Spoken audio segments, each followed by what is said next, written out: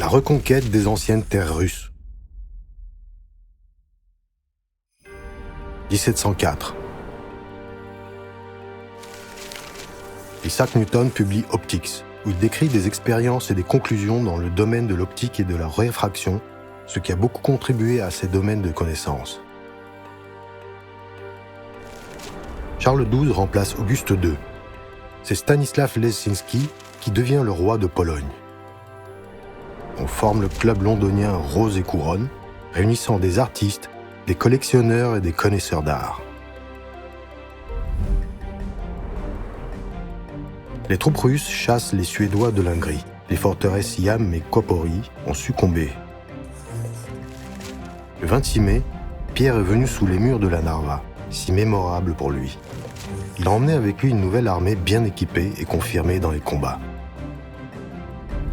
Narva, Pierre Ier a 32 ans.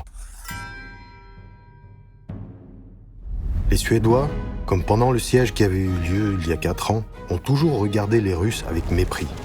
En conséquence, ils sont tombés dans un piège primitif décrit dans tous les manuels de siège de forteresse. 2 régiments russes en tenue bleue, comme celle des Suédois, sous le commandement de Pierre, se sont approchés de Narva sous le couvert de l'aide arrivée de Reval.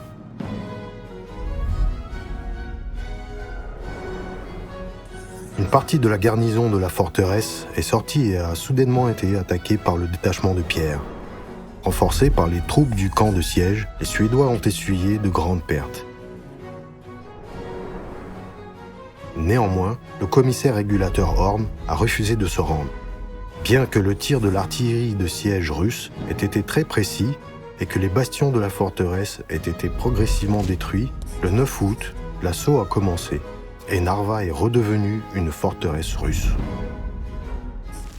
Voici le tableau « La reconquête des anciennes terres russes », peint par les artistes Catherine Dolgova et Dimitri Dolgov pour le projet d'exposition 30 peintures de la vie de Pierre le Grand.